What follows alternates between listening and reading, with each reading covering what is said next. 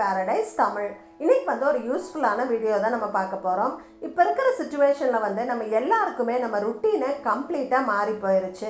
எல்லாரும் எப்பவும் வீட்லயே இருக்கிற மாதிரி இருக்குது. வீட்டில் இருக்கிற லேடிஸ்க்கு வேலை ரொம்ப அதிகமாயிருச்சு. எல்லா லேடிஸும் புலம்புறது என்னன்னு பார்த்தீங்கன்னா, வீட்டில் வேலையே தீர மாட்டேங்குதுப்பா, எப்பவும் சமைச்சிக்கிட்டு வீடு க்ளீன் பண்ணிக்கிட்டே இருக்க மாதிரி இருக்குது அப்படின்னு சொல்கிறாங்க. நீங்களும் அப்படி தான் ஃபீல் பண்ணுறீங்க அப்படின்னா கமெண்ட்ஸில் சொல்லுங்கள். சின்ன பசங்க இருக்கிற வீட்டில் ஒர்க் பண்ணுற லேடிஸ்க்கெல்லாம் சொல்லவே வேண்டாம், இன்னுமே ஸ்ட்ரெஸ்ஃபுல்லாக தான் இருக்குது. எனக்கும் வீட்டை கவனிச்சுட்டு பசங்களையும் பார்த்துட்டு யூடியூப் வேலையும் செய்கிறது ரொம்ப ஸ்ட்ரெஸ்ஃபுல்லாக தான் இருக்குது. இன்றைக்கி வீடியோவில் வந்து நம்ம சமையல் வேலைகளை கொஞ்சம் ஈஸியாக்கிட்டு நாட்களை பீஸ்ஃபுல்லாக எடுத்துகிட்டு போகிற மாதிரி ஒரு 9 சூப்பரான சமையல் டிப்ஸ் தான் நம்ம பார்க்க போகிறோம். இந்த வீடியோ உங்களுக்கு கண்டிப்பாக யூஸ்ஃபுல்லாக இருக்கும். ஸ்கிப் பண்ணாமல் 9 டிப்ஸையும் பாருங்கள். இந்த மாதிரி யூஸ்ஃபுல் வீடியோஸ் பார்க்குறதுக்கு நம்ம சேனலை சப்ஸ்கிரைப் பண்ணிவிட்டு கூடவே அந்த பெல் பட்டனையும் கிளிக் பண்ணிடுங்க. இன்னும் நிறைய அப்டேட்ஸ் தெரிஞ்சுக்க ஃபேஸ்புக், இன்ஸ்டாகிராமில் ஃபாலோ பண்ணுங்கள். முதல் டிப் என்னன்னு பார்த்தீங்கன்னா, நான் வந்து பிரேக்ஃபாஸ்ட் தனியாக ஒரு தடவை, லன்ச் ஒரு தடவை, டின்னர் ஒரு தடவை, அந்த மாதிரி 3 வேளையும் கிச்சனில் போய் நின்று சமைக்கிறதில்ல. ஸோ ஒரு தடவை கிச்சனில் நிற்கும் போதே வந்து பேரலாக 2 வேளைக்கு நம்ம சமைச்சிட்டோம்னா வேலை கொஞ்சம் ஈஸியாக இருக்கும். காலையில் பிரேக்ஃபாஸ்ட் செய்யும் போதே வந்து லன்ச்சும் சமைச்சு முடிச்சிடுறேன். பிரேக்ஃபாஸ்ட் செஞ்சுட்டு இருக்கும் போதே வந்து சைடில் லன்ச்சுக்கு நம்ம குக்கர் வச்சிடலாம். குக்கருக்குள்ளே இந்த மாதிரி செப்பரேட்டர்ஸ் யூஸ் பண்ணலாம். ரைஸு, பருப்பு, அப்புறம் மேலே வந்து நம்ம காய்கறியோ இல்லை வந்து ரசத்துக்கு தேவையான தக்காளியோ ஏதோ ஒன்று வச்சுட்டு நம்ம குக்கர் வச்சுட்டோம் அப்படின்னா பிரேக்ஃபாஸ்ட் முடியறதுக்குள்ளேயே பார்த்தீங்கன்னா லன்ச் வேலை பாதி நம்மளுக்கு முடிஞ்சு போயிடும். இந்த செப்பரேட்டர் வெசல் வந்து தனியாக வாங்கணும்னு அவசியம் இல்லை. உங்கள் வீட்டில் வந்து உங்கள் குக்கருக்கு செட் ஆகிற மாதிரி பாத்திரங்கள் இருந்தால் கூட நீங்கள் மேலே வச்சு குக்கருக்குள்ளே வச்சிடலாம். உங்களுக்கு வந்து 3 ஒரே நேரத்தில் வந்து ரெடி ஆயிரும். நம்ம வந்து டைரெக்டாக குக்கரில் அரிசி வைக்கிறோம் அப்படின்னா 4 விசில் விடுவோம் இல்லைங்களா? இந்த மாதிரி நம்ம வைக்கும் போது மீடியம் ஃப்ளேமில் 6 விசில் விடணும். அப்போ வந்து நம்மளுக்கு கரெக்டாக எல்லாம் வெந்துடும். சமையலுக்கு மெனு சூஸ் பண்ணும்போது வேலைகளை ஈஸியாக்கிறதுக்கு நான் ஒரு மெத்தட் யூஸ் பண்ணுறேன். ஒரு நாள் வந்து கொஞ்சம் டீட்டெயில்டாக சமைக்கிறோம், சாம்பார், ரசம், பொரியல் எல்லாமே செய்கிறோம் அப்படின்னா அடுத்த நாள் வந்து நான் 1 pot மீல் சூஸ் பண்ணிக்கிறேன். அதாவது ஒரே ஒரு பாத்திரத்தில் காய்கறி எல்லாமே போட்டு சமைக்கிற மாதிரி ஹெல்த்தியாகவும் இருக்கும், அதே சமயம் வேலை ஈஸியாக முடியும். அந்த மாதிரி மெனு வந்து நான் சூஸ் பண்ணிக்கிறேன். எல்லா நாளுமே டீட்டெயில்டாக சமைச்சிட்டு இருந்தோம் அப்படின்னா நம்மளுக்கு ரொம்ப போர் அடிக்கும், சமையல் வேலையே நிறையா இருக்க மாதிரி இருக்கும். ஸோ ஒரு நாள் டீட்டெயில்டாக சமைச்சேன் அப்படின்னா அடுத்த நாள் சிம்பிளான மெனு சூஸ் பண்ணிக்குவேன். ஸோ அப்படி போகும்போது நம்மளுக்கு கொஞ்சம் பேலன்ஸ்டாக இருக்குது, ரிலாக்ஸ்டாக இருக்குது. ட்ரை பண்ணி பாருங்கள். 1 pot மீல் என்னென்ன சமைக்கலாம், அதாவது ஒரே குக்கர்லேயோ ஒரே பாத்திரத்துலேயோ சமைக்கிற மாதிரி என்னென்ன சமைக்கலாங்கிற லிஸ்ட்டு வந்து நான் டிஸ்கிரிப்ஷன் பாக்ஸில் லிங்க் போட்டிருக்கேன், ரெஃபர் பண்ணி பாருங்கள். அப்படி நம்ம சமைக்கும் போது பாத்திரமும் நம்மளுக்கு கம்மியாக செலவாகும். அடுத்த டிப் வந்து ஒர்க்கிங் லேடிஸ்க்கெல்லாம் ரொம்பவே யூஸ்ஃபுல்லான டிப்பு. நான் வந்து ஒரு 6 மாதமாக இந்த கீக் ரோபோகுக் வந்து யூஸ் பண்ணிகிட்ருக்கேன். நம்ம சேனலை ஃபாலோ பண்ணிகிட்ருக்கீங்கன்னா உங்களுக்கு தெரிஞ்சிருக்கும். இந்த ப்ரெஷர் குக்கரோட டீட்டெயில்டு ரிவ்யூ வந்து நான் ஏற்கனவே போஸ்ட் பண்ணியிருக்கேன். இது வந்து ஒரு எலக்ட்ரிக்கல் ப்ரெஷர் குக்கர். நம்ம நார்மல் குக்கர் மாதிரியே தான், ஆனால் இதில் வந்து நிறைய ப்ரீசெட் மெனு வந்து இருக்குது. ஸோ நம்ம சூஸ் பண்ணுற மெனுக்கு தகுந்த மாதிரி டைம் எடுத்துக்கிட்டு அதுவே சமைச்சு முடிச்சுட்டு கீப் வார்ம் மோடுக்கு வந்து போயிடும். அதனால் நம்ம சாப்பிட்ற வரைக்கும் அது வந்து சூடாக இருக்கும். இதில் வந்து நான் பொங்கல் ட்ரை பண்ணியிருக்கேன். நல்லா குழைவாக சூப்பரான பொங்கல் வந்து இதில் செய்ய முடியும். அதே மாதிரி புலாவ் பார்த்திங்கன்னா நல்லா உதிரியாக அடி பிடிக்காமல் செஞ்சுக்கலாம். அதே மாதிரி சாம்பார் வைக்கிறது ரொம்ப ரொம்ப ஈஸி. இதுலேயே வந்து நம்ம கடுகு, சீரகமெல்லாம் தாளிச்சிட்டு வெங்காயம், தக்காளி, காய்கறி எல்லாமே தாளிச்சிட்டு பருப்பு வந்து ஒரு 10 நிமிஷம் ஊற வச்சுட்டு அதை வந்து இதில் சேர்த்து தண்ணி, உப்பு எல்லாம் சரி பார்த்துட்டு மூடி வச்சுட்டு சாம்பார் அப்படிங்கிற ஆப்ஷனை நம்ம சூஸ் பண்ணிட்டோம்னா போதும். சாம்பார் வந்து நம்மளுக்கு ஒரு 1/4 மணி நேரத்தில் சூப்பராக ரெடி ஆயிரும். சாம்பார் வைக்கிறது இதில் ரொம்ப ரொம்ப ஈஸி. ஜஸ்ட் எல்லாமே ஒன்றா போட்டுட்டு நம்ம வந்து ஆன் பண்ணி விட்டுறலாம். பருப்பு தனியாக வேக வச்சு காய்கறி தனியாக வதக்கி அந்த வேலையெல்லாம் கிடையாது. இதில் என்ன ஒரு ஆச்சரியமான விஷயம்னு பார்த்தீங்கன்னா, பருப்பு சூப்பராக வெந்திருக்கு, அதே சமயம் காய்கறிகள் வந்து குழஞ்சி போகிறதில்ல, கரெக்டான பதத்தில் வெந்திருக்கு. ஸோ ரொம்பவே ஈஸியாக இருக்குது. அது மட்டும் இல்லை, இதில் டைமர் கூட நம்ம செட் பண்ணிக்கலாம். இது வந்து ஆஃபீஸ் போகிறவங்களுக்கெல்லாம் வந்து ரொம்பவே யூஸ்ஃபுல்லான ஒரு விஷயம்.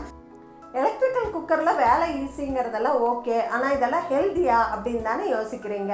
உங்கள் கேள்விக்கான பதிலை நம்ம அப்புறமா இந்த வீடியோவில் டிஸ்கஸ் பண்ண போகிறோம். ஸோ தொடர்ந்து வீடியோவை பாருங்கள். இப்போ எல்லோரும் வீட்டிலே இருக்காங்க, மழை காலம் வேறு ஆரம்பிச்சிருச்சு. எல்லோரும் நிறைய ஸ்நாக்ஸ் சாப்பிட்ணும் அப்படின்னு ஆசைப்படுவாங்க. நம்ம ஒவ்வொரு நாளும் ஸ்வீட் செய்கிறது, இல்லை எண்ணெயில் பொரிச்ச ஐட்டங்கள் செய்கிறது, அந்த மாதிரி நிறைய ஸ்நாக்ஸ் செஞ்சுட்டே இருந்தோம் அப்படின்னா நம்ம கொஞ்சம் நாளில் பார்த்திங்கன்னா ஹெல்த்தும் வந்து ரொம்ப கெட்டுரும், வெயிட் ரொம்ப போட்டுரும்.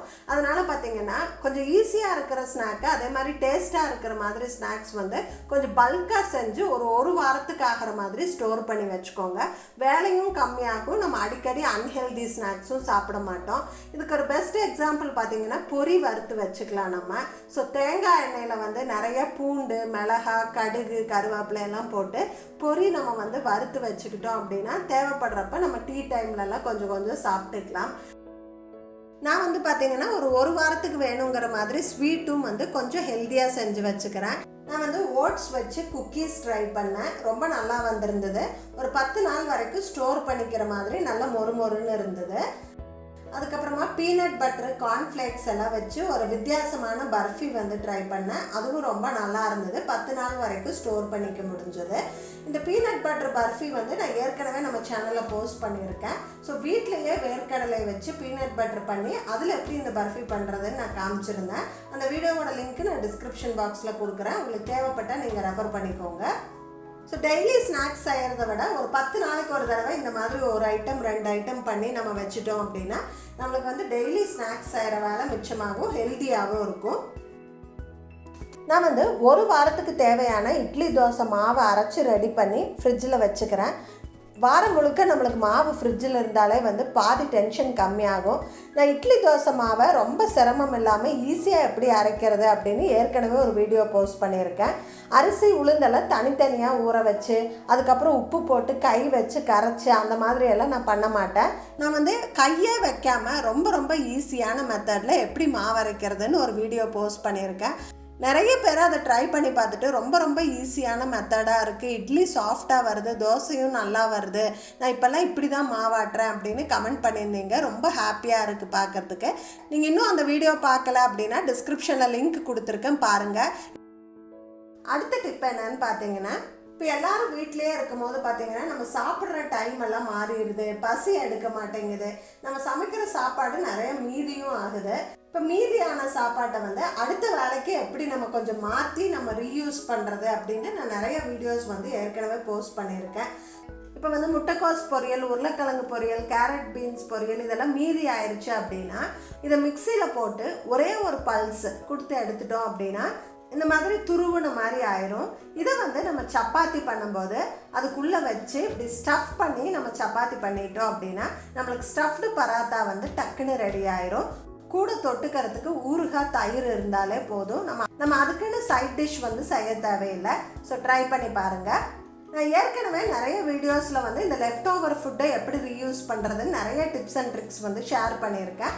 சப்பாத்தி மீதி ஆயிடுச்சுன்னா அது கூட நட்ஸ் எல்லாம் போட்டு எப்படி ஸ்நாக்ஸ் ரெடி பண்ணுறது, அப்புறம் இட்லி மீதி ஆயிடுச்சுன்னா அதை ஒரு 4 வகையான டிஷ்ஷாக நம்ம எப்படி மாற்றலாம், அப்புறம் ரைஸ் மீதி ஆயிடுச்சுன்னா அதில் எப்படி தோசை பண்ணுறது, அந்த மாதிரி நிறைய டிப்ஸ் வந்து நான் ஏற்கனவே ஷேர் பண்ணியிருக்கேன்.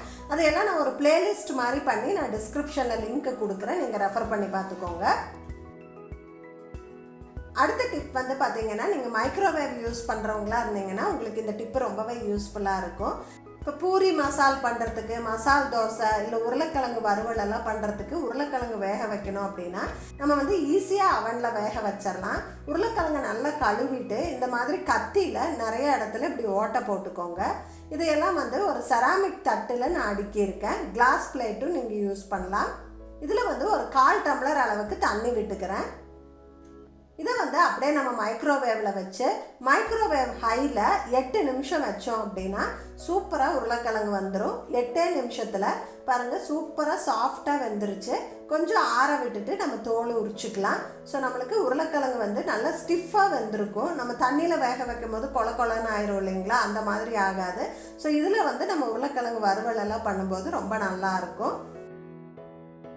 அதே மாதிரி நீங்கள் தக்காளி ரசம் பண்ண போகிறீங்க அப்படின்னா இந்த மாதிரி ஒரு செராமிக் பவுலில் வந்து தக்காளி கட் பண்ணி போட்டு கொஞ்சமாக புளியும் வந்து அந்த தக்காளிக்குள்ளேயே வச்சுட்டு இதில் தண்ணியெல்லாம் எதுவும் ஆட் பண்ணக்கூடாது.